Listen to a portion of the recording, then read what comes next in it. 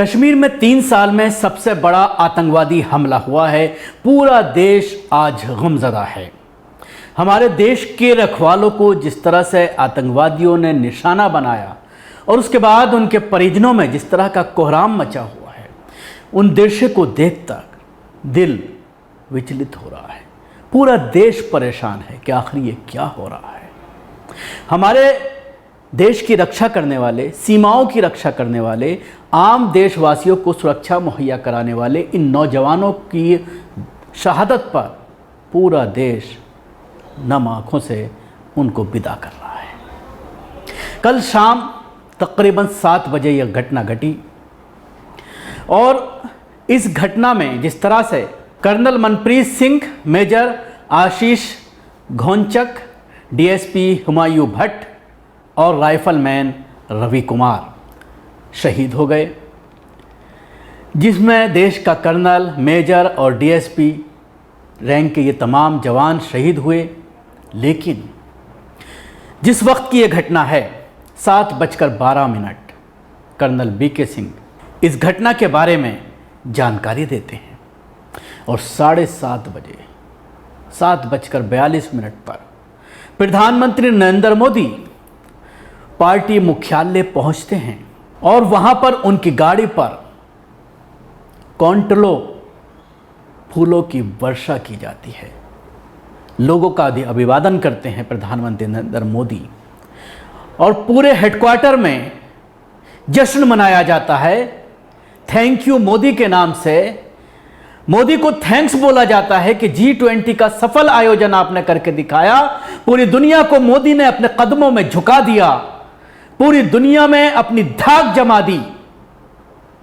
और न सिर्फ प्रधानमंत्री बल्कि दर्जनों मंत्री, देश के कई राज्यों के मुख्यमंत्री यहां पर मौजूद थे। तमाम प्रधानमंत्री को फूल देकर के उनको थैंक्स बोलते हैं, उनका अभिनंदन करते हैं, उनको स्वागत करते हैं और ये कहते हैं एक बड़ा कारनामा प्रधानमंत्री नरेंद्र मोदी ने करके दिखाया है, पूरी दुनिया को अपने कदमों में झुका दिया है। और दूसरी तरफ जवानों की मुठभेड़ आतंकवादियों के साथ चल रही थी। 2 आतंकी भी ढेर हो गए।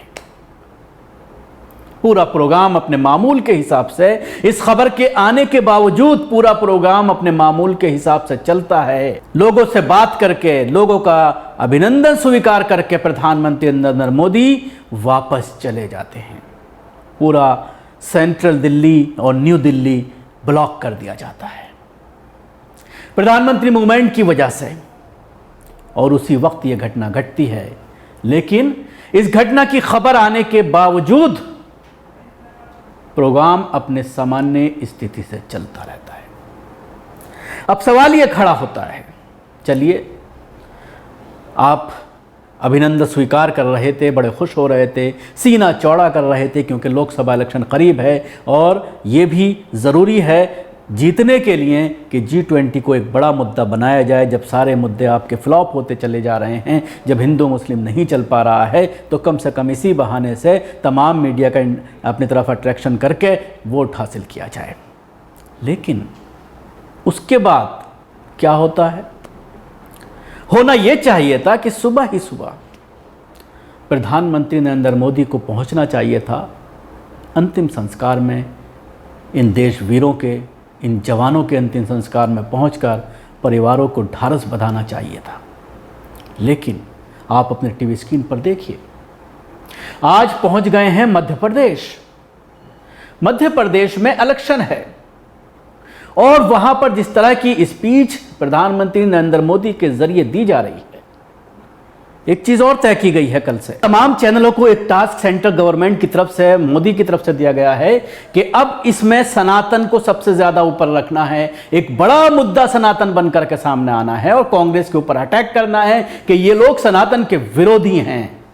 सोनिया गांधी के ऊपर जिस तरह के आरोप लगाए जा रहे हैं और आज संबित पात्रा पूरी अपनी बदतमीजी पर दोबारा उतर आया है और प्रधानमंत्री नरेंद्र मोदी भी आज इस मामले को मध्य प्रदेश में उठाते हुए नजर आए हैं। तो अब सनातन का मुद्दा एक बड़ा मुद्दा बनाने की कोशिश इलेक्शन में की जा रही है ताकि अपर कास्ट हिंदुओं को इकट्ठा करके वोट बैंक उनका हासिल किया जा सके। जिस तरह का विरोध देखने में आ रहा है। तो आप देख सकते हैं कि देश के जवान शहीद हुए, प्रोग्राम बीजेपी हेडक्वार्टर में चलता रहा, खूब हंसी खुशी पूरी तरह से जोश के साथ ये प्रोग्राम चला, खूब वर्षा की गई फूलों की, अभिनंदन स्वीकार किया गया।